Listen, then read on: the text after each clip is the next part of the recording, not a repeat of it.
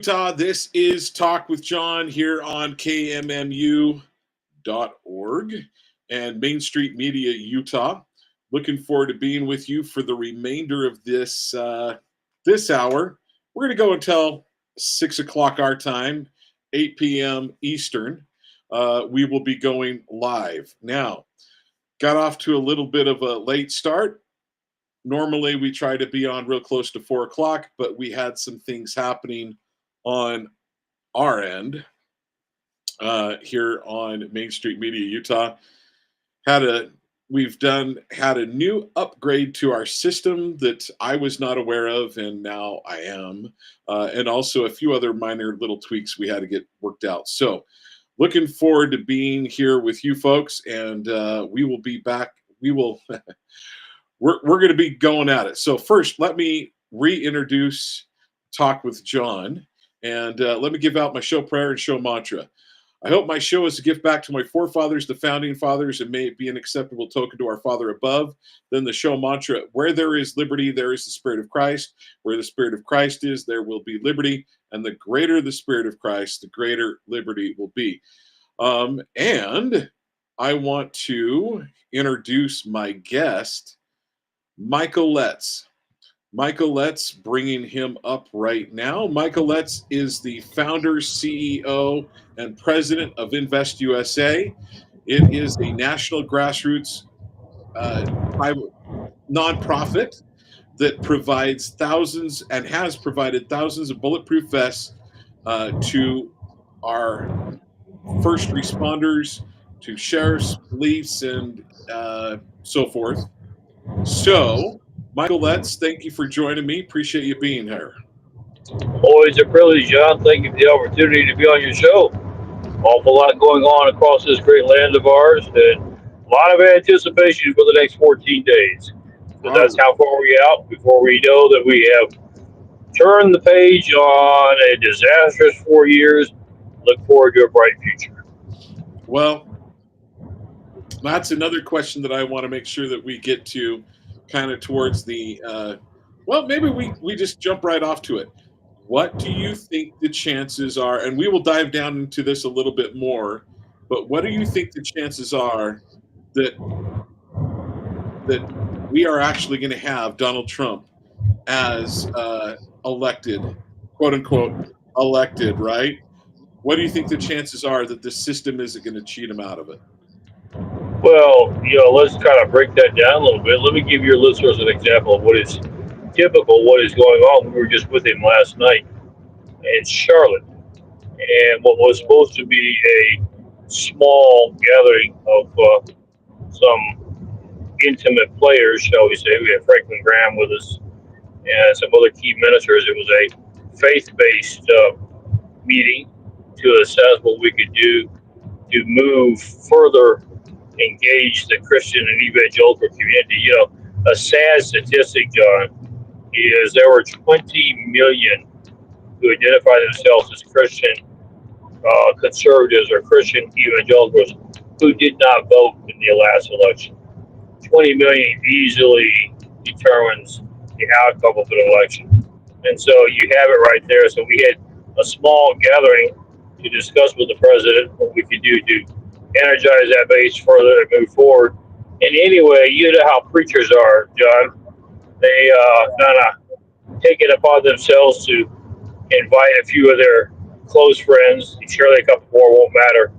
So it was supposed to be capped at small, then 200. And then by the time we conducted the meeting, John, there were 20,000 people who had come out and were standing in the heat, wanting to get in to see or to speak or to hear the president.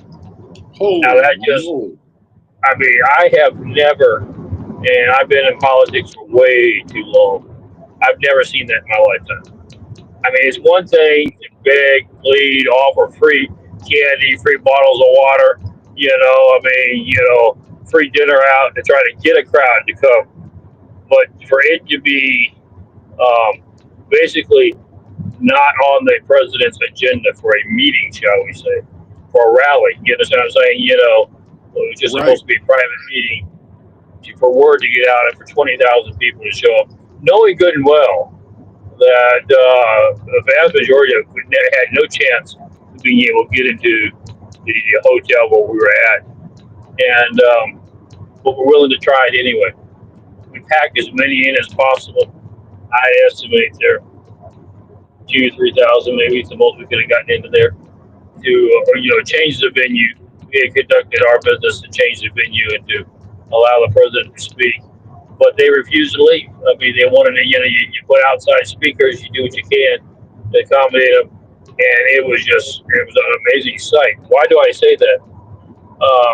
I have, as I said a minute ago, I've never experienced that any other time in political history. And so you asked a very pertinent question: where do we think the president stands? Well, this is becoming typical, not atypical, typical anywhere he goes. And so what I see is what we have predicted on your show for quite some time now. There is no question in mind, John, that this will be a historic landslide for the general American populace. But, and here's the very crucial aspect, these buts are always a problem. The terrorist campaign is not in any way conceding that means she will not get elected. We know for a fact of the voting irregularities and the voter fraud that occurred in 2020, and we have the evidence. We have the evidence now in key states. It's going to be brought out, and it's going to be prosecuted. The question becomes, how do you replace 4 years? You don't. I mean, it was we had 4 years of fraud. What we had, but that's a whole other discussion to be held. So how did they do this over the last? It wasn't just the last 4 years. They've done it for years, for decades actually. They've just gotten a lot better at it. What do? They do a number of things. First of all, they use COVID as a cover to expand on the mail-in ballot. And of course, it's interesting. Jimmy Carter said, caution, that mail-in ballots are one of the most susceptible for fraud and corruption of anything in the country. And they capitalized on that. And you know what they did with it, with the mail-in ballots? They took voter registration lists from all the states. They didn't purge them. They didn't clean them. They just sent out millions upon millions of mail-in ballots to people who had no business even getting one, who shouldn't have been on the voter registration list. They collected those that were not responded to and filled out ballots themselves, and they did ballot stuffing all across the country. That's one aspect. The second aspect is we now see that it does appear that the voting machines did have glitches that could easily be manipulated to change votes. Now, why are those two things important? Because we now have in 2024, early voting has occurred in some states. It's already underway. It's not been long, it's a matter of days. But we're already getting reports across the country of either ballot machines that are flipping votes or boxes of mail-in ballots that have been prepared and left at voting precincts. And how in the world would you get them when you just opened up the early voting process? So there's a question that's been raised there. But here's where we have to be careful, John, because the opposition knows that this is a sensitive subject. They have portrayed the conservatives and they have portrayed the Republicans especially, but those with values and principles, as being domestic terrorists. And how did they try to portray that? What do they try to do? They try to say January 6th is their rallying point, okay? And they say that shows you the mindset of these Republicans, conservatives, that they will use anything to create an insurrection to be able to overturn an election.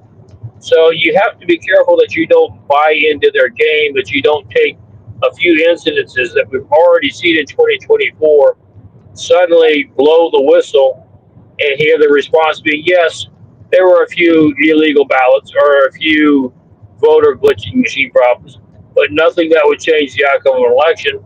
There they go again. So don't pay any attention to anything they say as the election progresses, because they're nothing but conspiracists. They're trying to drum up emotion to create another insurrection. So you have to be careful how you play this, John.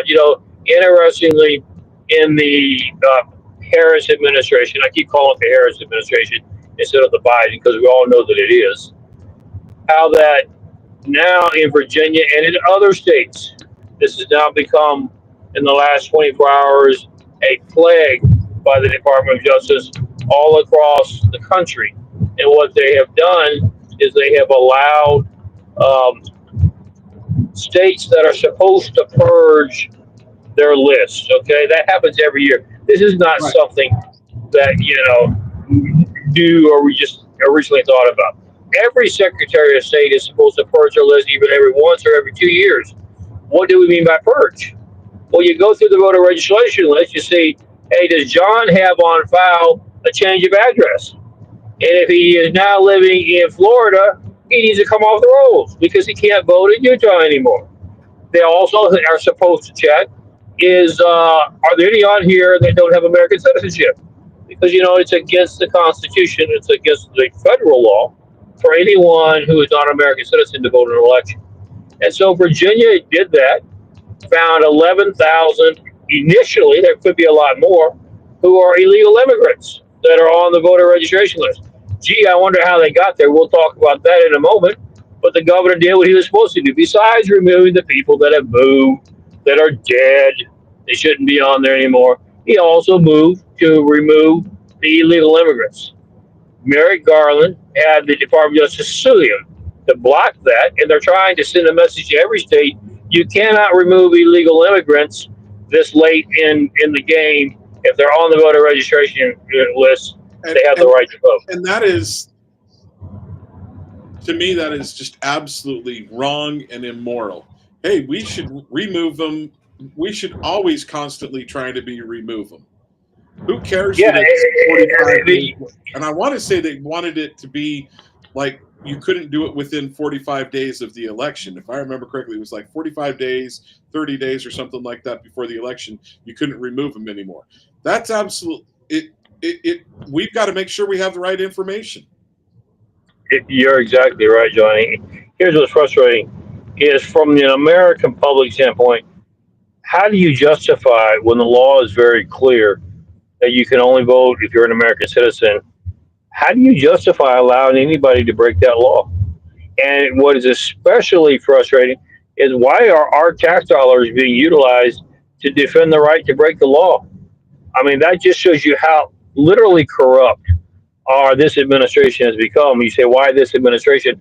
Understand that every agency answers to the administration. You remember every time there's a new administration, the key leadership positions in each agency are appointed by that administration. Right. So their direction is coming from the Harris-Biden administration, and this is their directive. And, we got back to that question, well, how did you get so many illegal immigrants on the voting list? It didn't just start. This administration, for the last 3.5 years or 4 years now, what you might as well call it, it's been almost 4 years. What they have done is they have instructed every federal agency that if an illegal immigrant comes in for whatever it is, and you remember, they're giving them full access just like as if they were a American citizen. They're coming in for health care, Social Security benefits, indigent care, driver's license, rental assistance.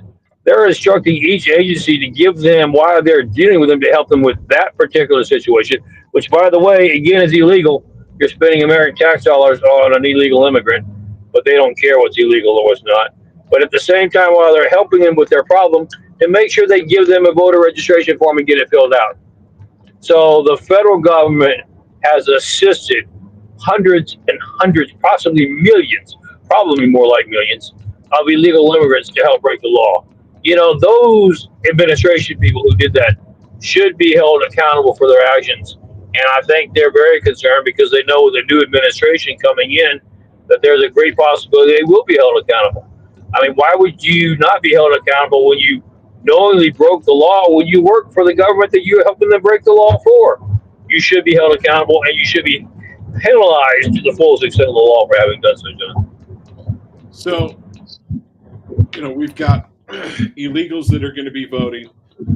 We know that I have had firsthand testimony of people that went to Nevada, and we know that this happens in other states where Kim Coleman, who was a county commission, I think she was a county, no, she was a state representative in the state of Utah, went to Arizona and also went to Nevada. And in Nevada, she talked to hundreds of people that said that in fact, she goes, let me give you one scenario. She goes, John, this played out several times. She goes, I went to someone's front door and said, does such and such a person live here? And they go, no, they haven't lived here for 7 years. And they go, well, this says that this individual voted. And he goes, I bought the home from that person 7 years ago. They haven't lived here for 7 years. They now live in California. So right there in front of them going door to door and saying, hey, does this person vote there? The guy called her on, called the person that said they voted on the phone, and he said, hey, did you vote in the elections? And he's like, heck yeah, I did. He didn't say that, but he said, heck yeah, I did. I've been voting it for the last 7 years. And he's like, did you vote for Biden or did you vote for Harris? And he goes, of course I voted for Biden. Someone voting in a national election that lives in California on the Nevada in the Nevada rolls. We know that those are messed up. That's happening everywhere. It's happening everywhere. See, what happens is they vote in Nevada, but they still vote where they're currently at in California. They get to cast 2, 3, 4, 5 votes, when the law clearly is one man, one vote. So, and then now there's some concerns over the out-of-nation votes. So we've heard a lot of states are going to be like, we're going to have our tabulation, like the mail-in votes, done by 8 p.m. wherever time they happen to be at. But the out-of-nation votes will be counted up and through Friday. How are we looking at a new system for the Democrats to cheat and say, hey, now we know exactly how many more votes we need to get. We saw the little line that went up, right? In back in 2020 with Biden. Are we just seeing them a new way to cheat? Because an election integrity to me is everything. Because I don't think Biden even comes close. In fact, I've got a news article I want to share and say why I think even the polls are really, really messed up. But what are your thoughts on election integrity and these out of nation? Well, it's what we talked about when you raised the initial question. So where does the president stand? The president stands as our polling indicates. Now, I realize, folks, you're going to hear some of the mainstream media says, Kamala's ahead by 1 point or she's behind by just 1 point. It is neck and neck. Actually, that is just simply bogus, fake news. The truth of the matter is the polls that are being conducted not by Republicans, not by Democrats, but by agencies that are truly independent who know how to poll. Because let's clarify that, John. Anybody can make any poll say anything. Depends on how I ask the question and what words I use. But we're talking about people that are accurate in their polls. And people that are accurate in their polls are saying right now the president is between 75 to 80% of the vote. This could be historic as to how huge it is. But that having been said, so you get to the election, you get the votes cast, they see them coming in, which quite frankly, they're not stupid. They'll see them coming in, realizing it's not good. They'll have two options. Do we think it is close enough that we can implement our programs, i.e., we have to stop counting at midnight because the water spigot broke, or the power just went out, or whatever it is. We will have to stop counting. We'll resume in the morning. Quickly, bring a truckload of a couple million ballot boxes and stuff them in here. And with make it so big off of the landslide that they cannot rig. If that becomes reality, Then they go to phase two. And what is phase two? Okay, the president appears to have won. However, now because we have been telling you for months that he is a bad guy, that he is a threat to democracy, we're going to do something. We realize it may not be constitutional, but it is in the best interest of this country and the American people. We're going to invoke the 14th Amendment, even though we don't have the votes to do so, and we're going to declare that he is ineligible to serve. You say, well, if they don't have the votes, what difference does that make? Understand, folks, that they are still in power, okay? And by still being in power, they can determine whether they're going to step aside on January 20th or whether they're not. Now, if you start hearing rhetoric along those lines, they anticipate this reaction that suddenly the MAGA people will be all upset and that they will pour out into the streets.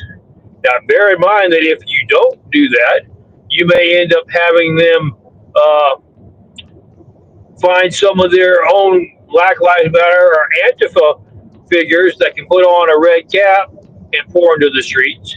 They want it to be small, just like but they effective. did on January 6th. Just like they did Correct. on January 6th. Just like they did on January 6th. They want it to be small but effective. Why do they want it to be small? Because they want to enact the agencies. Remember, they control the agencies. You know, Department of Justice, Bureau, ATF, etc. And they want those agencies to go out and enforce and contain it. Okay? And go on ahead and make sure that they put it down. Now, to their way of thinking, we're going to take care of these insurgents out on the street, but we might as well go ahead and fix this whole movement. Let's go after the leadership, even if they're not in the streets. Let's go after them anyway, and let's quell this whole domestic terrorism, insurgency mindset, and clean it up once and for all. Now, that's what they're hoping for. And if it gets too big, then they need to invoke the Department of Defense and the military. Now they're hoping. Notice I use the word hoping. They're hoping that the military will accept those orders and help them quell these domestic terrorists, these conservatives, and let them stay in power indefinitely. I think they've got another thing coming there, John. But that is where we are headed, unfortunately, in this election. It's not a pretty thing to talk about. It's not what we want to be saying, but it is, quite frankly, the direction we need to be prepared for. Somebody asked me, they said, do you feel certain that you are correct? It's not a matter of are we 100% correct. Nobody knows the future but God. But what you do want to do is look at all the intel that you have coming in, the discussions being held behind the scenes and publicly, and determine what are some of their options, expose those options to the American people so that they have a much more difficult time in implementing any of them if they're not in the best interest of the American citizens. And that is what we're doing on your show tonight, John. Okay, we're back. I don't know if I drifted off and you drifted off, or it was just me, but there was a little bit of a hiccup, and it may have been in my streaming on my side. Sorry about that. Okay, I didn't have any break on my side, so that's fine. Tell me what you want to do, and we'll go from there. So we're still recording, we're still live, we're still going. So like I said, making sure that the election is secure is the number one thing that I'm hearing from my fellow citizens when it comes to election results.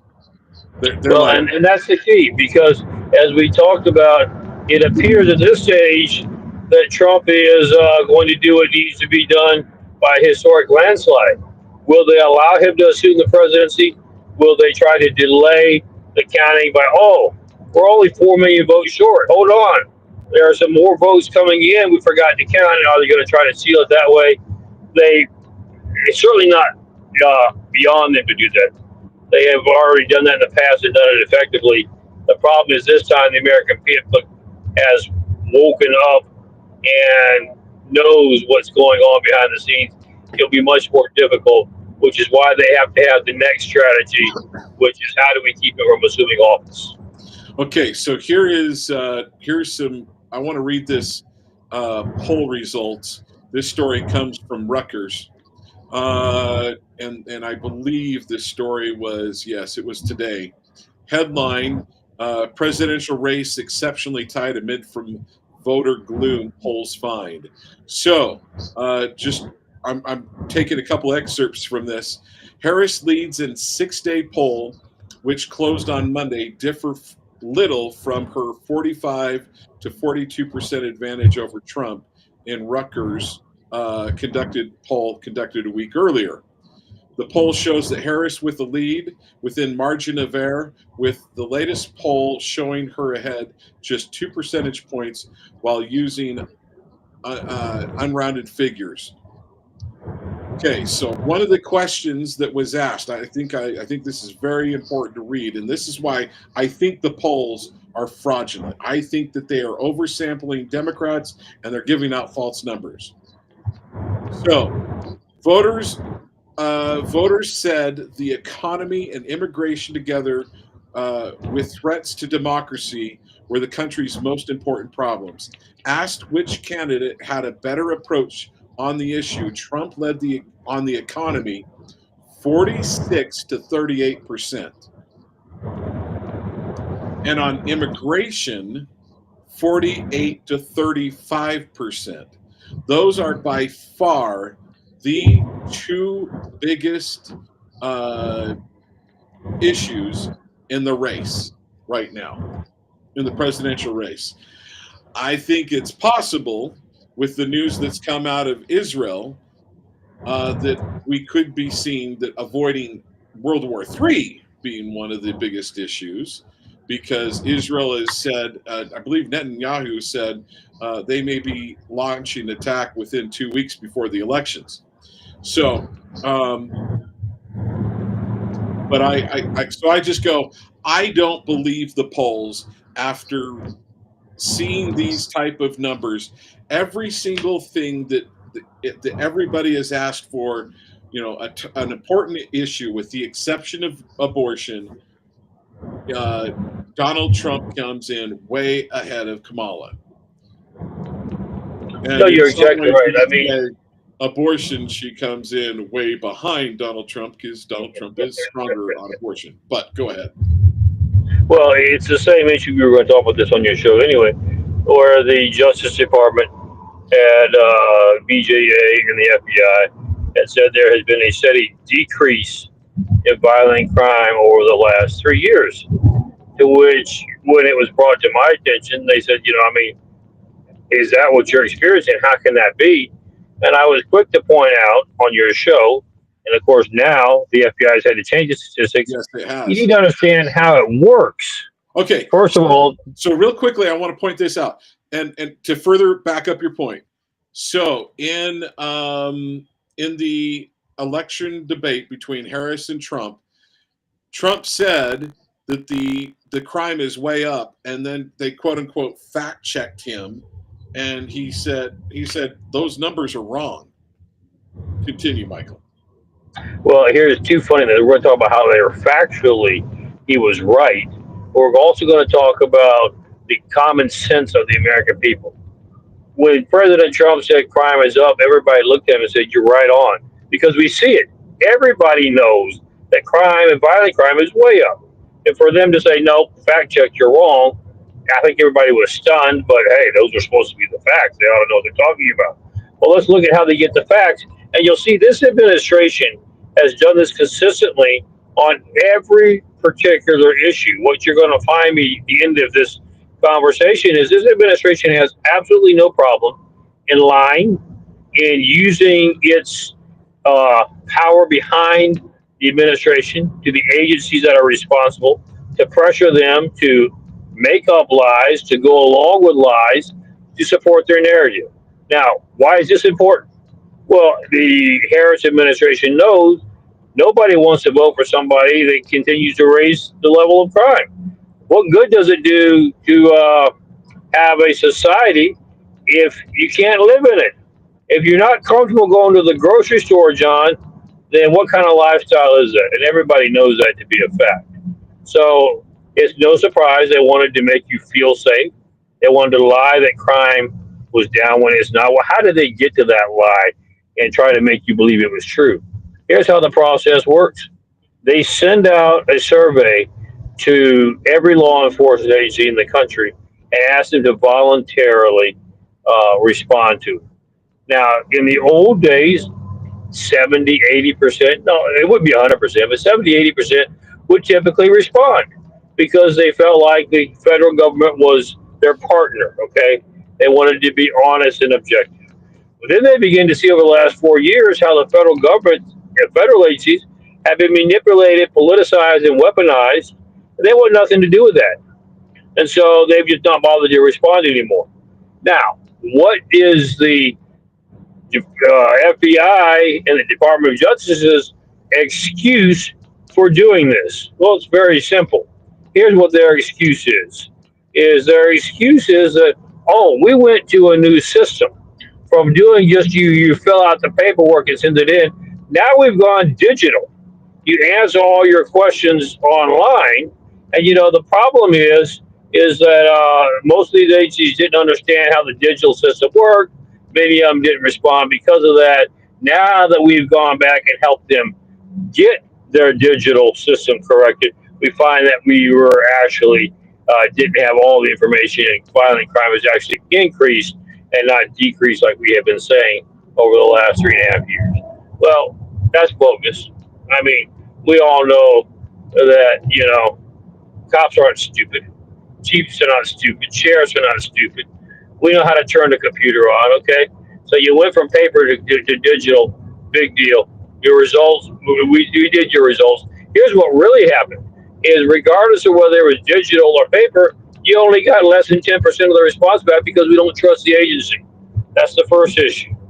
The second issue that we have discovered is that in key areas where the numbers were significantly out of the narrative, remember, what is the narrative? That crime is going down. And where were those key areas? New York, Chicago, Detroit, LA. We can go down the list. Inadvertently, those numbers got left out. Those agencies didn't, their numbers of how, because violent crime spiked in those areas. And they somehow forgot to put those numbers in the reports they were generating for the last 3.5 years. So, oops, I guess now that we realize that and we put those numbers in, yeah, it has increased. Now, what we're willing to admit, it's only increased over about maybe 5-6%, which, by the way, is huge. Okay, don't mistake it. What do you It's think huge. those real numbers are? I think the real numbers are closer to 30%, John. There's no question about it. When you really 30% look at increase in the last 4 years? with violent crime, and that's devastating. It's devastating to us as Americans, and that's why you have so many people that don't feel safe going to the grocery store or going out to walk at night and going across the street to their neighbors.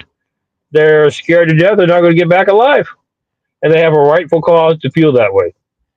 And that, remember, again, that's not the narrative as to how you win re-election.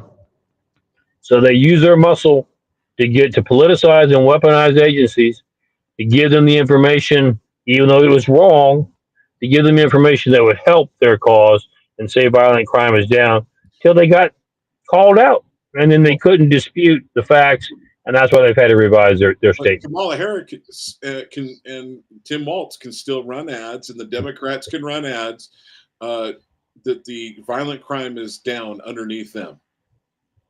And they will continue to do so.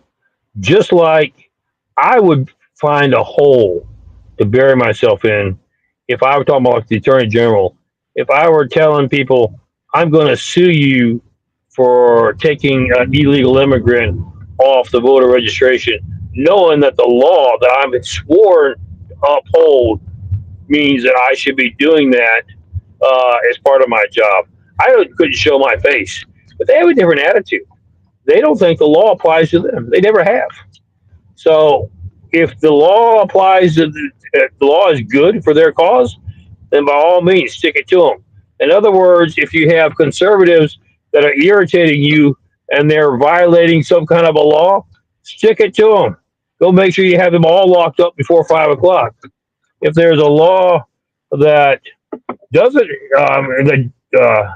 does help their narrative cause, then hey, by all means, leave it just the way it is.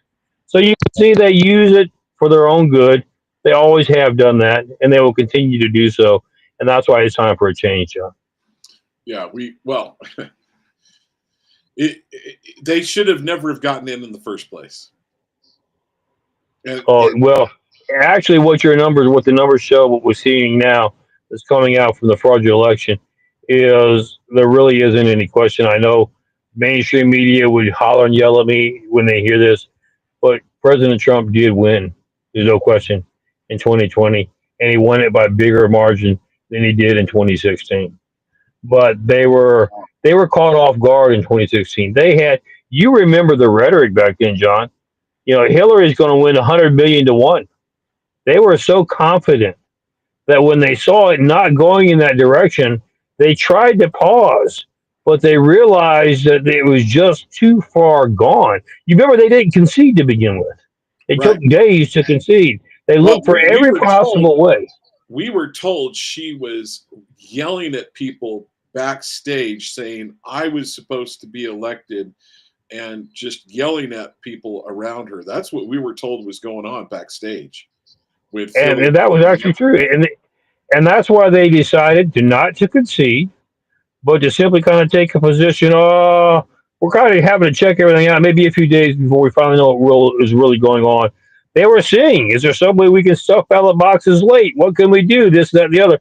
And probably the answer was yes in some areas, but can we do enough to win? Or if we do that and we still don't win, have we given up our techniques for a future date? And they finally had to realize we're not turning this thing around, guys. So let's just go ahead and concede and then make sure that we give them hell for the next 4 years, which, that's exactly what they have done with Trump, is give him hell when he was president from 2016 to 2020. And then make sure that we perfect this method so that in 2020, we don't get caught shorthanded again, and we make sure we succeed, which they did. And you have to, I'm not trying to give them credit because that sounds like I'm agreeing with them, but they knew what they were doing, and they knew how to pull it off. They knew how to be successful. And here's what the sad part is: we have to realize for 2024. Here's what they did, John. Okay, quickly, we seized power. We're going to get sworn in. Now we've got the reins. If you don't like it, if you think that there is some fraud, that's great. Take it to court, And then what did the courts do? They were too concerned about creating a national crisis that instead of dealing the right thing, they looked for technical ways to diffuse it. First thing they said was, well, okay, we'll order a recount. Well, they didn't even look at what the challenges were. The challenges weren't, were there really 20 votes cast? It was, were the 20 votes that were cast legal? So initially they would come back and say, okay, we got a recount. Yep. We counted it again. Same difference. Nope, he's been elected. Oh, you have a different lawsuit. Well, let's find another way. Oh, guess what, Mr. President? You don't live in Virginia. You don't live in Utah. You have no standing in bringing this. Yep. So we're going to throw it out. They look for every way not to deal with the issue. And then by the time that it got to the point, it worked its way through the court system where you might have somebody look and say, maybe we really should look at this. Well, heck, you've already been in the administration for a year or two, and they realize, so what happens now? You're going to find the administration's illegal and invalid after it's already been making decisions for a year or 2 years? Nah, let's just let it play out. And that's unfortunate for the American people. We need to make sure that never happens again. We were robbed. Yeah, we were absolutely robbed. Okay, so there's a couple other stories, but you're also, we're going to have you here eventually switch from your phone on the road I'm to about your destination. 30 seconds to a minute away from being there, and then I need to know another minute or two to make the switch. So okay, I can probably in about 3 to 4 minutes be ready. So I want to hit also something that Donald Trump, I wish he would have hit more in the debate, and Tim Walz would have hit a little bit more in the debate. Is child trafficking, the administration losing 325 million children. It's actually, you've given the number more like 387, or not million, excuse me. 387,000. and that your number is closer to 387,000. That's correct. We have it documented. There are 387,000 children that are missing for the last 3.5 years under the watch of the Harris Biden administration. I want to get into child trafficking. We're going to bring up, I really, one of the reasons why I want President Trump in is hopefully he's going to bring out the Epstein records and just show who's there, show who's showing up at these I records. think that's kind of interesting because you just had the CEO of Abercrombie and Finch that has just been indicted for human child sex trafficking. So Yes. that's just one CEO. I imagine there are a lot of key people on there who you will be shocked when the list comes out. Shocked is one word. Anger should be another word. Disappointed that we have been led by a mainstream media to think that these are pillars of our community when they have been preying on innocent children. Well, I go, why in the world, when we found out the Epstein's list and, Maxwell, Ghislaine Maxwell, she died on the sword, as it were, and she's yet to actually die, but she's died on the sword to keep things quiet. I wonder what's going to wind up happening when that information truly does come out. It will be a day of reckoning.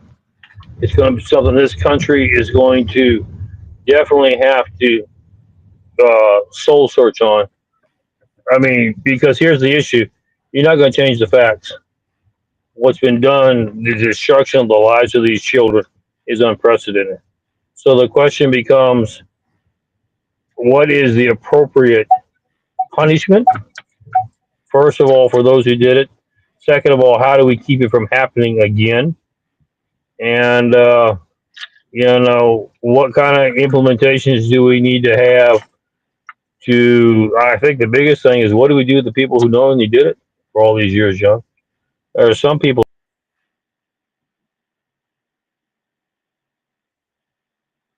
All right. What we'll do is we will take Michael Letts back as soon as we get off, as soon as he gets back in. So real quickly, while he's got to his home office, I wanted to mention the DOJ.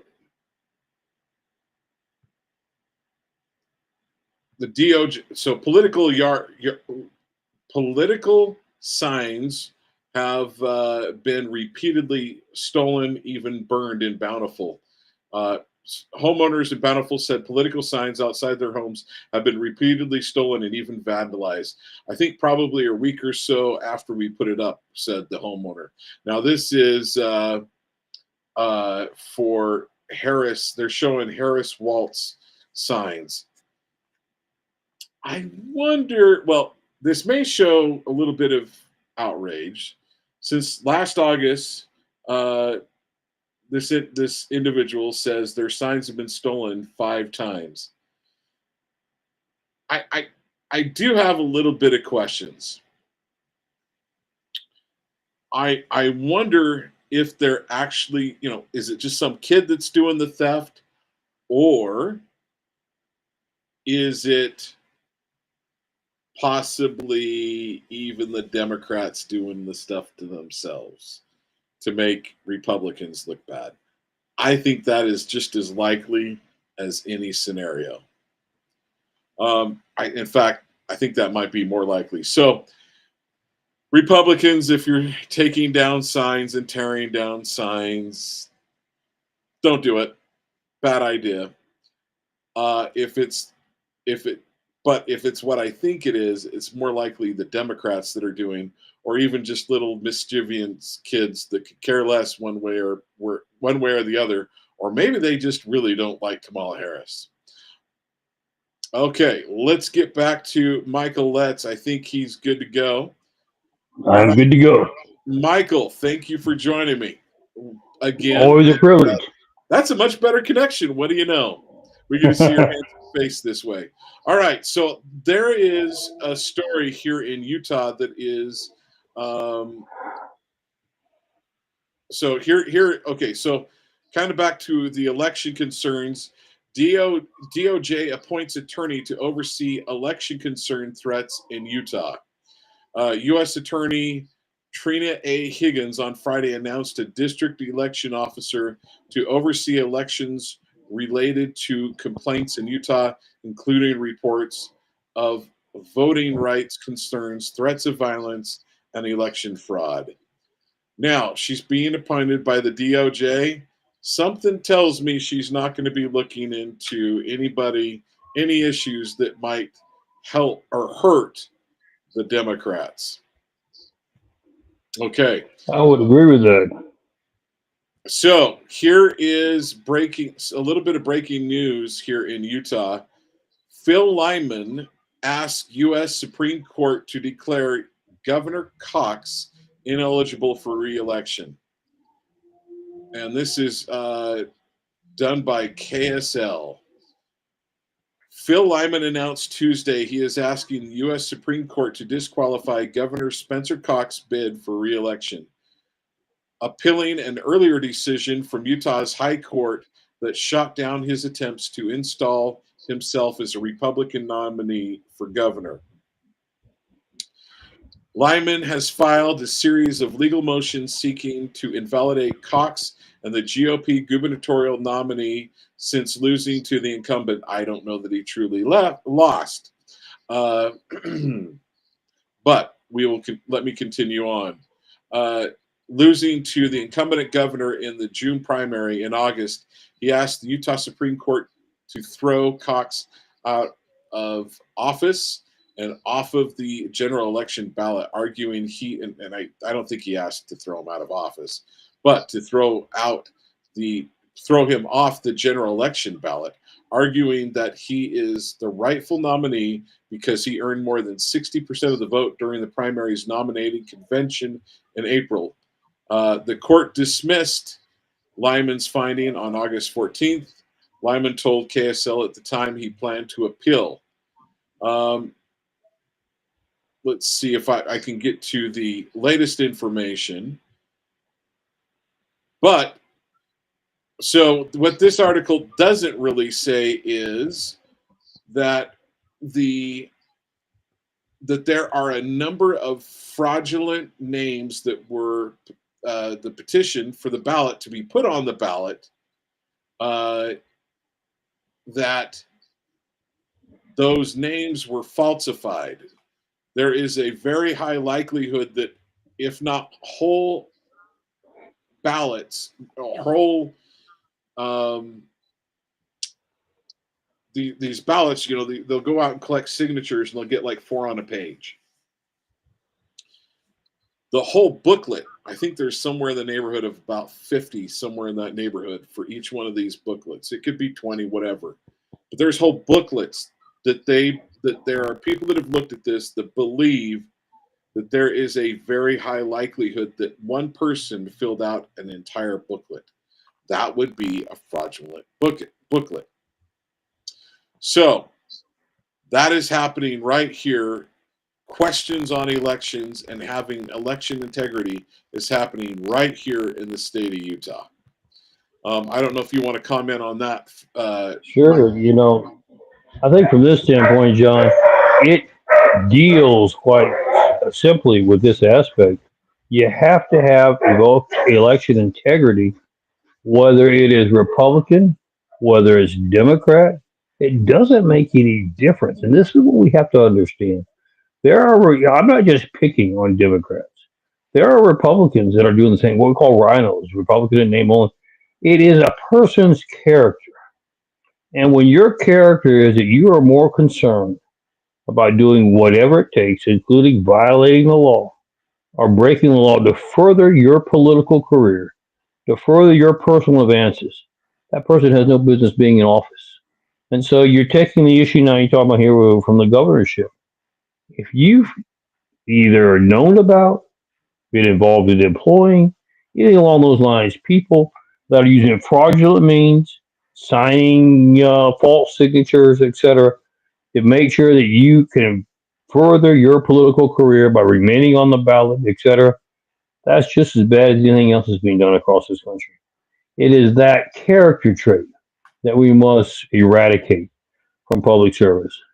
This leads to a broader question. We're not going to deal with it tonight per se, but we've gotten to the point, John, to where you have people that get into office. Okay, they start with a bank account of $1,000, they get elected, and they leave a decade later with a couple million or $10 million in the bank. Public service is supposed to be that. Our initial founding fathers, our initial Congresses served without pay. Right. It costs them to serve. You say, well, if we're going to do that, then only the rich people can afford to be. That's not fair either. No, a lot of people can figure out how to keep something going for a short term period.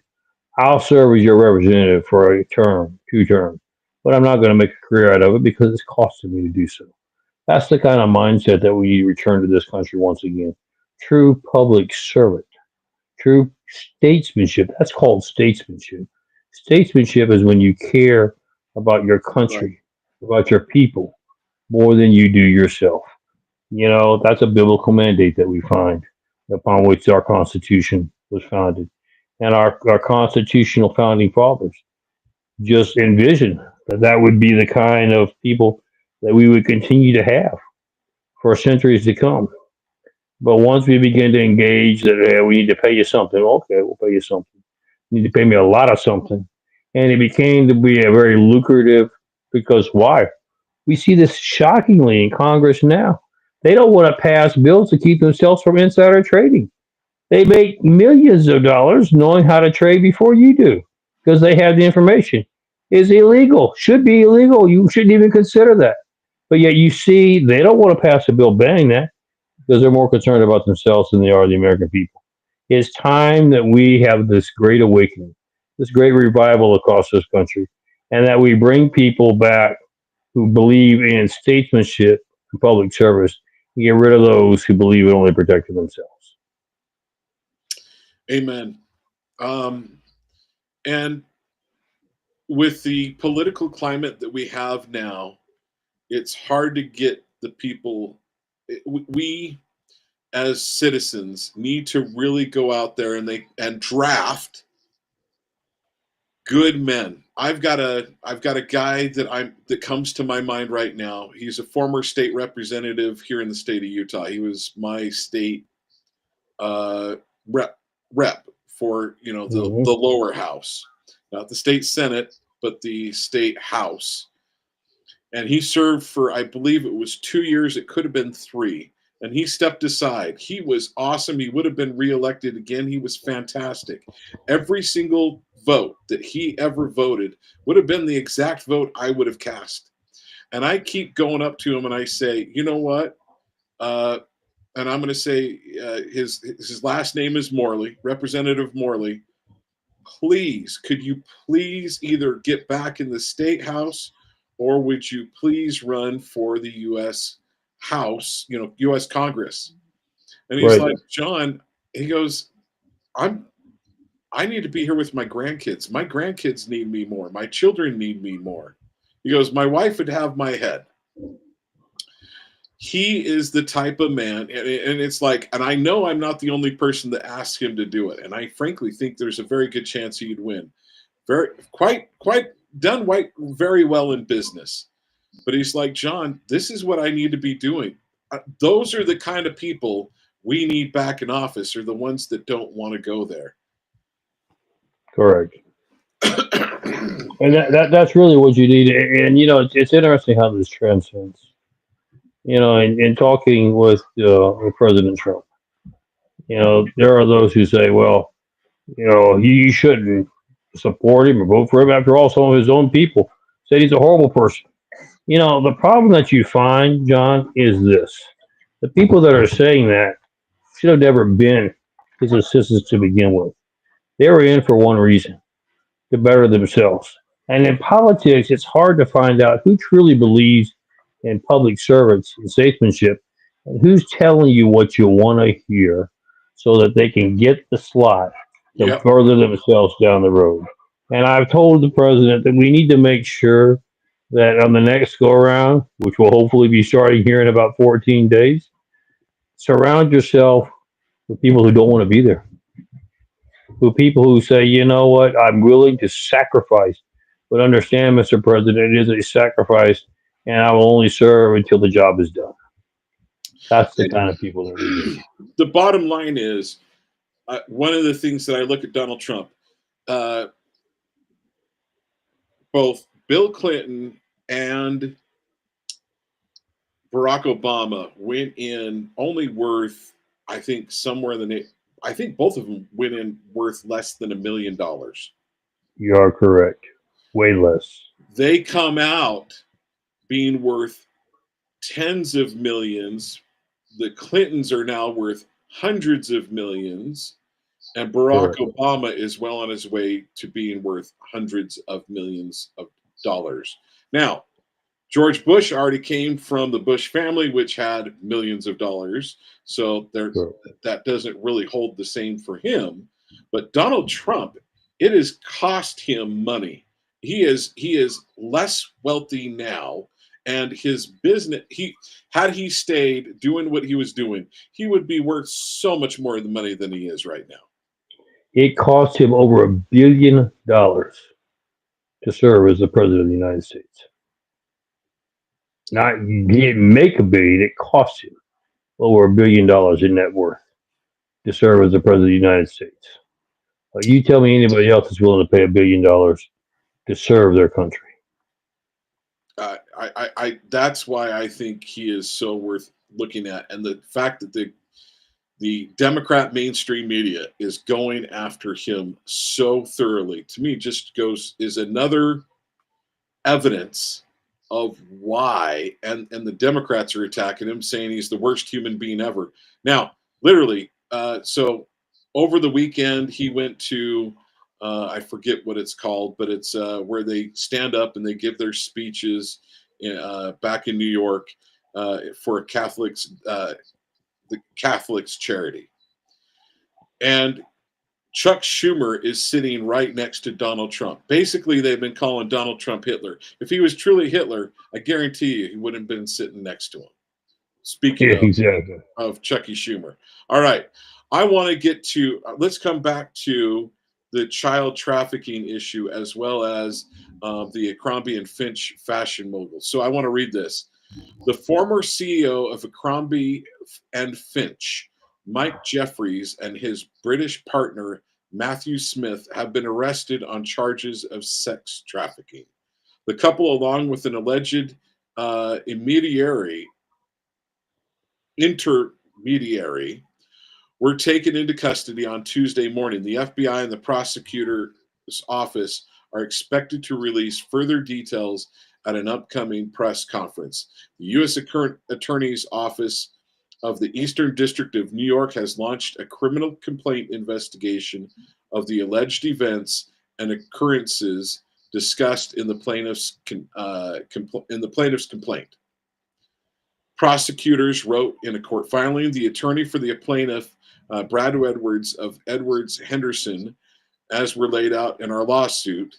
This was an Abercrombie-run sex trafficking organization that permeated throughout the company and allowed the 3 individuals arrested today to victimize dozens and dozens of young aspiring male models. Legal representatives for Jeffries and Smith have previously vehemently denied any allegations of misconduct and are yet to comment on their arrest. Last year, the Gateway Pundit reported how a lawsuit filed by a former model, David Bradbury, had accused Jeffries of sex trafficking, sexual misconduct, and rape. Abercrombie cared about profiting and showed absolute loyalty to Jeffries, including a willingness to spend copious amounts of money on extravagant drug and sex parties ignoring multiple red flags of criminality in Jeffrey's corporate account activity. Well, let's just stop there. Bottom line is, I think this is, you've already mentioned this. How many other CEOs would have this in their background? And I'm gonna guarantee you, within the fashion world, there are many of them. No, unfortunately, you're correct, and it's what we're finding out. It's all across our society. You know, look at what just happened with P Daddy. You know, with the entertainment industry. I mean, and that is just the tip of the iceberg. It's going to be shocking to how deep that runs and how many players come out of that. And Well, it's here's the it's not thing. just it's not just the music world. It's a lot of politicians are Correct. caught up in that with P Diddy as well. Well, and it's this. They all seem to want to be. It's power of influence, and we have again what we talked about just a minute ago. People think it's an influence and their and its power, and they're willing to do anything for it. When actually, what the definition of statesmanship and public servants is you know you almost get it from a scriptural standpoint. First shall be last. The last shall be first. You know, true servanthood is learning how to serve your fellow man.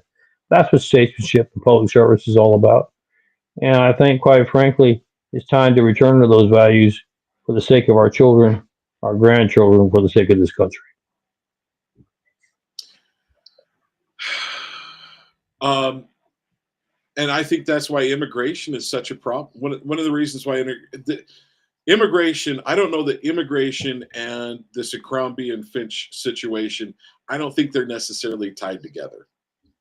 But we know No, that other corporations, especially corporations that food corporations and so forth, are using a lot of these children to as are doing child trafficking so they can get them to go ahead and work in their factories. yes, no question about it. And And you know, I think one of the things that you're seeing in that is it's involved in so many industries, and whether it's music, whether it's entertainment, whether it's you know, politics, whether it's business, and look at what it's come down to, John. They're attacking children. right, You know, we were just yesterday. I told you we had an event last night with the president. One of the key things is there is a pledge.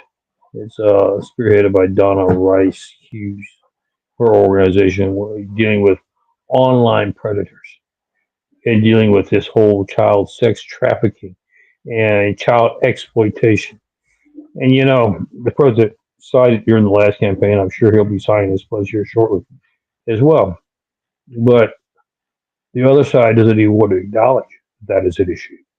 And quite frankly, it's scary because we have, you remember, 387,000 children unaccounted for. Let me make sure I'm driving the point home so that your viewers understand what we mean when we use figures like that. There are 387,000 children. You can round it up, say closely to 500,000, because those are the only ones we know about. You remember, these are all immigrants that have come across, illegal immigrants that have come across.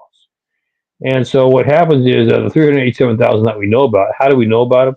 These are the ones that come across with and go through a point of entry.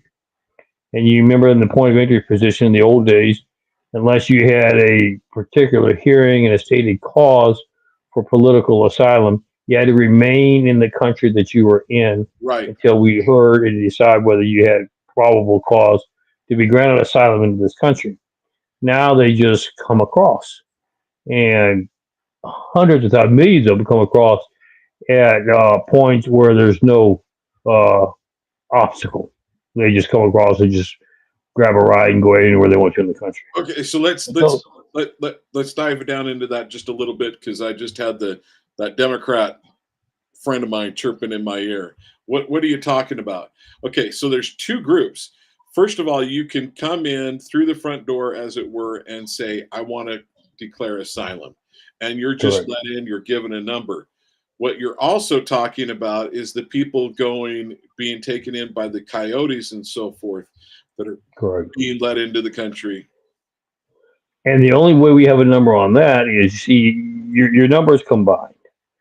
Sometimes we catch coyotes, okay? Sometimes we catch those. What do we do with them? Do you put them in a truck and drive back across the border? No. Eisenhower takes them to a point of entry where they're then processed, the same as the other illegal immigrants coming across. What does that processing involve? Remember I said in the old days you had to go back across the border and wait until your case was brought up, whether you had probable cause to be granted asylum. Now Right. what do they do? No, you don't have to go back across the border. Here, we're going to help you. Where do you want to go in this country? I want to go to California. I want to go to New York. I want to go wherever. All right, we're going to help. We're going to provide transportation to get you there. Second thing is once you get there, we're going to make sure you have a place to stay. Usually a 5-star or a very nice hotel. You'll be given accommodations. You all, at the behest of the taxpayer. Taxpayer is paying. You and I are paying for it. And then also we're going to make sure you have food. You have incidental cards, credit cards, debit cards, what they call them, for incidentals, for food. You get free health care, etc. All that comes out for you and I. And we place them over there. Now, out of all these people that are either getting caught and brought to a point of entry or coming to point of entry by themselves, as of the last 4 years, there are 387,000 children that came through that point, not the ones that just skipped across by a coyote and we didn't catch. Okay, we're talking about the ones that we're aware of. That's why I said the number is tremendously higher than this. But out of the number that we are aware of that came through the points of entry, 387,000 children, they're missing. Now, what do they mean by missing? Here's what happens when they come across. They come across and they say, "Yep, these are my 4 kids." They don't. We have a simple DNA testing system. 90 seconds is what it takes to 90 show whether those seconds. 90 Wow. seconds to show whether there's any correlation. Any correlation where there's any possibility of a relative. We don't do that. We used to do that under the Trump administration. We made sure that these were your kids. Now you're saying these are my 4 kids. I don't want you here. I'm going to move myself here or this, but these 4 kids need to go to their uncle. It's amazing. This uncle seems to come down about every other day with 4 more nephews or nieces Right. that are supposedly his. They transfer them over there with no proof that he really is his nieces or nephews, that it really is an uncle or a family member. And then you're supposed to check in. Well, they check in with them later, and no one can find where the kids are at. I don't know Now, where they here's live. what. The uncle's like, I Where don't know they where they live. Don't know. Or he'll say, "Oh yeah, Mama came and got them." Well, where's Mama? I don't know where she lives. I don't know. She just came by and got them, or they're gone.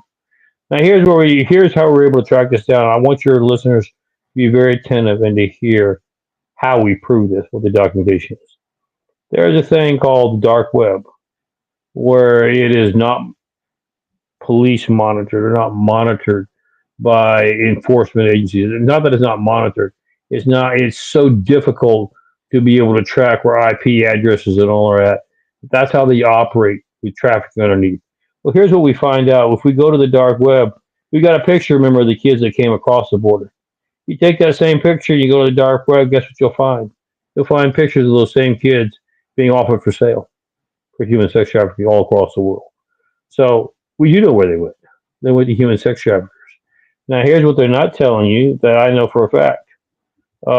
Yes, it is difficult on the dark web to be able to track locations. We have the best intelligence agencies in the world. We can track them down, and we can go in and break those doors down with special forces, get the kids out in a matter of hours if we had the will to do so. We don't have the will. Why do we not have the will? Why does this country not have the will? Because this country thinks it's a good thing to do? No.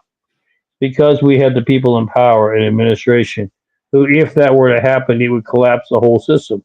Suddenly, if that became public news, people would say, "What in the world are you doing? Why do you have open borders? Close those borders this afternoon. If you don't, we're all going down and standing shoulder to shoulder all the way across from sea to shining sea to make sure that this gets shut down and doesn't happen again." They can't afford that. Why can they not afford that? Because you remember, part of their system now with illegal immigrants, and they will vigorously deny this, but we've already proved the evidence in the first part of this show. All the illegal immigrants that are registered to vote, they're expecting these people, when they come across And you think about it, you put yourself in their shoes. When they come across, I give you a better lifestyle. I give you free Oh yeah, lodging, free food, etc. Do you think they're going to be upset when I say, oh, by the way, remember a Democrat did that for you, and here's already got the voter registration card. Here's your ballot. We'll fill it out for you. Just sign it. Think you're not going to sign? Of course they oh, will. of course they And will. so that's how they make sure that their goal and objective is to use every one of these illegal immigrants to change the balance of power permanently. That's why they're sitting them. If you say, I want to go to South Carolina, no, South Carolina's not a bad place. You don't want to go there. Let's go to a place where they know that they need to put some more uh, bodies to count in the census so they can make sure that they get another congressional seat in that area. The area is strongly Democratic supportive. And then they also figure it will play into the electoral college as well. John, they are so good at this. They understand the system and dynamics so well. And then they've abused it so well that that's why this country is in such trouble that it is today. Um, I wonder how many politicians get their money from organizations that represent the cartel. I wonder how many Republicans there are. I wonder how many of the Democrats aren't involved in it or receiving money. And I guarantee you that there are a number of Democrats that know exactly what's going on and are part of the game. Well, let's talk And, about that for just a and second, John. one thing I want to mention real quickly too is there are Border Patrol agents that have come out and testified that they're seeing the same child come through multiple times in a month. Correct. And Yeah. they would be the Border Patrol agent would have legal action taken against them if they stopped the transferring of the custody. And these Correct. children are telling those Border Patrol agents, please, I don't want to go with them. I don't want to go to the And what base. happens is how that happens, John, is just what you said. The child doesn't want to go, finds a way to escape. Okay. Knows that law enforcement, this is a tragic thing, especially with me being in that field, but knows that, hey, I don't know if I can trust law enforcement all to help. I'm just going home. And so they find a way to trek back across the border. They get picked back up by the same cartel, the same coyotes, and brought back over and done the same thing again. And nobody's willing to hear their plea and their cause, and they allow it to happen over and over again. How tragic. What a stain on the conscience of the American people. My understanding is even some of those children they use that part of their system so they can get other people through, right? If you Yeah, bring across exactly. a child, you get through easier and so Oh, forth, no and you question. get more. No question. And, it's tragic what we're seeing. It's tragic that we're not doing anything about it. And that's the key. One of the things that came out of the meeting last night, and I think America would agree, the hand of God has been on this country for an awful long time.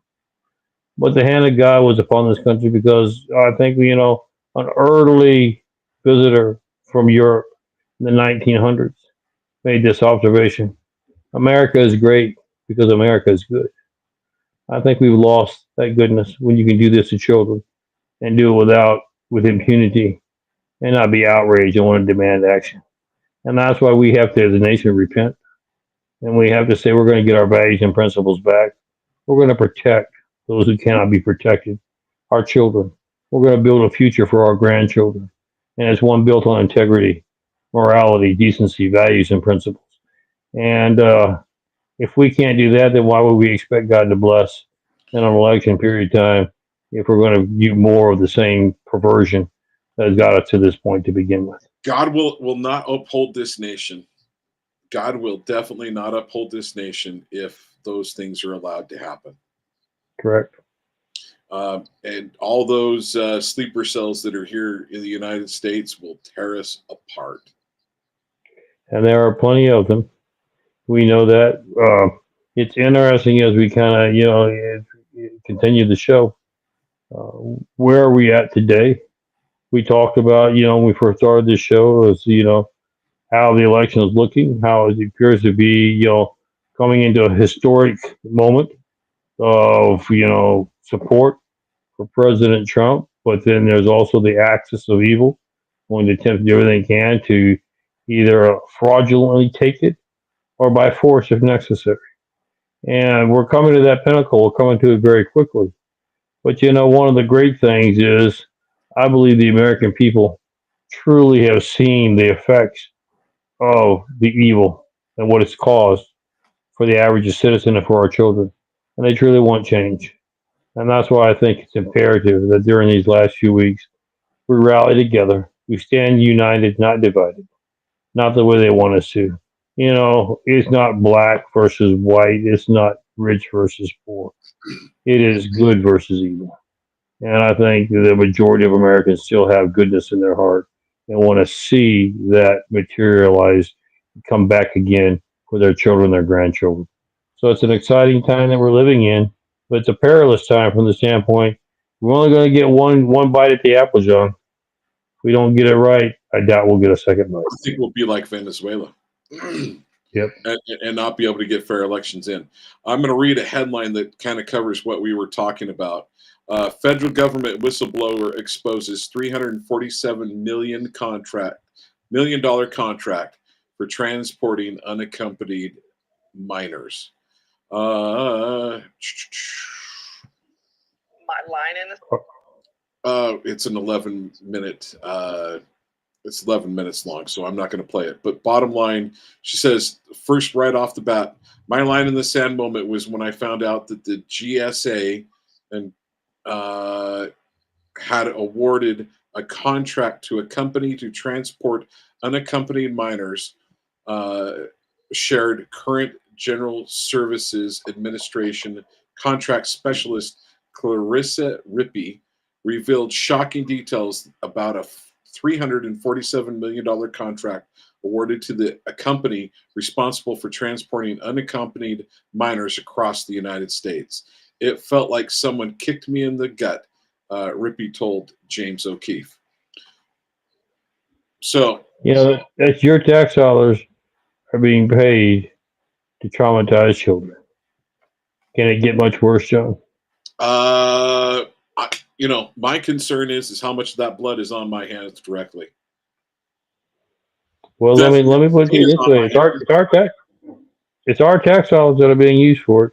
And you say, "Well, I'm not responsible if I don't know." Well, you just listened. You know now, so now you are responsible. Right. So what are you doing about it? That's the key. Especially those that have the chance to do anything about it. Fannie Willis's lover, Nathan Wade, admits to multiple White House meetings during prosecution of President Trump in Georgia. Quick thought on It's that. no surprise, John. But here it ties into the entire theme we've been talking about for the last couple hours on your show. What did the White House's initial position? I don't even know who they are. They've never been up here before. Oops, the records book showed that they were here. I guess they were. I don't know why they would have come. I don't recall ever meeting with them. Now, guess what? Oh, I guess we did meet with them. Oh, I guess we did kind of talk about some of the things that are going on down there in Georgia. This administration, as we said at the beginning of the show, has perfected the ability to delay and to lie. To lie and then delay and delay. And the bottom line is they know that the Democrat Main Street media is going to back them up. All right, we are real close to 8 o'clock your time. I want to be able to let you go really close to that. I want to hit one more thing, actually two more things. Sure. I had a listener send me. Let's see. I'm trying to find. So they're worried about what's happening in the Middle East. Are we going to be able to avoid war in the Middle East in World War III? Also, how that ties into concerns with China as well as Russia and the United States. they're concerned about that. And then the last thing that I want to make sure that we cover is North Carolina and what is happening in North Carolina. It seems like the federal government has done everything to impede even former special and current special, retired special forces operators. And they called it the Redneck Air Force as well, trying to keep people from getting stuff to people up in North Carolina, especially the Republican areas. Your thoughts? Oh, there's no question. Let's take both of them real quickly. We'll divide up. On your first issue, we are going into World War III unless we have a change in leadership. The world stage is set. They have no respect for the leaders we have. It's not that they don't have respect for the firepower. No, at one time, the most powerful superpower country in the world. We still are one of the most powerful superpower countries. But we have no will, we have no backbone, we have no reason. And so they're taking advantage of that now. If we change this administration and back those who are determined to remove evil, you say, are you backing Israel? What I'm backing is Israel's commitment to doing away with terrorists, Hamas, Hezbollah, Houthis, and others. And the only reason they're able to move forward the way they are, those terrorist groups, is because they're the instruments of the tip of the spear, which is Iran.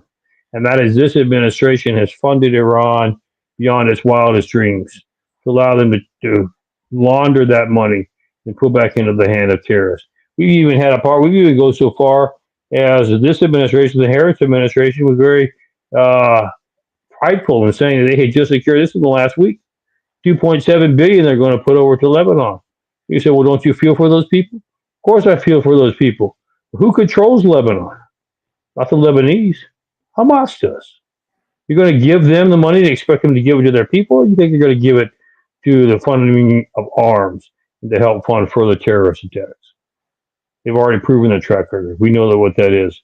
So yes, there will be war unless we have a strong president who is willing to back and say, look, we are going to root out terrorism wherever you're at. We're going to come and put you out of business where we do it now. And by the way, any other country that dares to stand with terrorists will treat you the same way. You say, isn't that a threat to Russia and China? No, they respect strength. They take advantage of cowardness. And cowardness is what we have now. So as long as we have cowardness, we have the threat of World War III. On the other issue that you raised, what was that last issue, John? North Carolina. North Carolina. Yes, that is exactly what's happened. I've been up there. We've done more things with North Carolina. And here's the problem. You take the government approach. Well, we're not impeding. We're just trying to make sure that nobody gets hurt and to make sure that the aid is done appropriately. If that statement were to be true, then here's what you should have done, and you know better because we've done it in the past. FEMA's mission is not, as you have now made it, to take care of illegal immigrants and illegal migrants. That's what your mission is. That's not the reason why Congress created it. Congress's purpose behind FEMA was emergency management assistance for natural disasters that fell upon American citizens and the American people. And you should already have the plan in place. You always have. Why you've deviated this time is beyond me. But when you see a disaster approaching, you're to mobilize, have your units in position, your logistics already determined. The minute it hits, you're to do as much as you can to save the lives during impact, and immediately after impact, you're to move in to bring relief and to rescue for those who have gone through it. What did we see happen in this? Very simple. You didn't put in the logistics or the personnel to begin with when it was coming, when you knew you should have. Once it hit, you stood down. Instead of bringing in the 101st and the 82nd Airborne Division, who were ready to go, by the way, who were ordered to be on standby and ready to move out at a minute's notice with all the rotary capacity to move into these areas within hours. You stood them down for 11 days. You can't answer that. That is inexcusable to the American people. You took the logistics that you didn't put in place. You didn't have the distribution for the food, for the necessities. You had to kind of start putting it together. Meanwhile, because of your ineptness, you had the American people, including veterans, special forces, and others, that said, If you won't do it, get out of the way. I will. I'm going to help a fellow American. And what did you do because it made you look bad? Oh, no. We're going to block airspace. We're going to make sure that, no, you just can't come in. Anybody just can't come in. They might get hurt. We're going to have to make sure everything's clear first. You did everything you could to cover your own self because of the shameful job that you had done. And what did ultimately happen? It cost lives of people who were stranded, desperate, and who needed your help. You failed them. There is no excuse for that. You should be resigned in disgrace and should be held accountable for your actions. Here's a headline from 100% Truth. 100% Fed Up, excuse me. Areas impacted by Hurricane Helen hit with snowfall and freezing temperatures. Snowfall hitting mountain towns devastated by the hurricane, where residents are still recovering from the horrific storm. The cold front blasted through the region, plunging temperatures below freezing in places where people remain without power. At least 3 inches of snow were measured on Bald Mountain in North Carolina on Wednesday. I have a friend that I have a friend of mine that's a former trucker, and he's talking to other truckers, and they're like, we don't remember snow ever being up in North Carolina in the mountains that early this time of year. Nor do I. Kind of makes me wonder what's going on.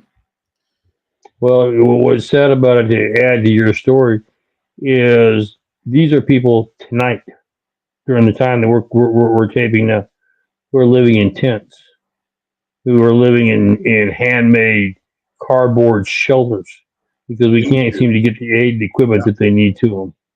John, we are the most advanced, or were the most advanced country in the world. You're going to tell me we don't have that capacity? Of course we do. We have the capacity to do anything this country sets its mind to. It's demonstrated time and time again. The problem is we don't have the will. The problem is because we have an administration who has placed others above Americans. That is their stated position. We all know it. Billions to Ukraine for money laundering, billions to Lebanon to go to terrorists. But if you're an American citizen, God help you, because this country won't. Well, let's just end it on that note. God bless our country. May the Lord bless us that we can get Donald Trump in office. And I'm worried about what we have coming up. Well, let's end it this way. Make it so big, talk about a landslide, the A, they cannot rig. And then B, let the American citizens know that should they take another course to deny the American will, hang tight. We know what's coming. We know how to handle it. Don't do anything on your own. Remember, united we stand, divided we fall. Don't fall for their ploys and their tricks. Together, we're going to assure victory. But we have to do it unitedly. God bless you. God bless America. Thank you for your time, John. Thank you, brother. Appreciate you being here. And I'm going to, folks, this has been Talk with John. I've had Michael Letts of InvestUSA.org on. As you can see in the little header, InvestUSA.org, all spelled out. I want to say thank you so much to him joining us. We'll talk to you next week.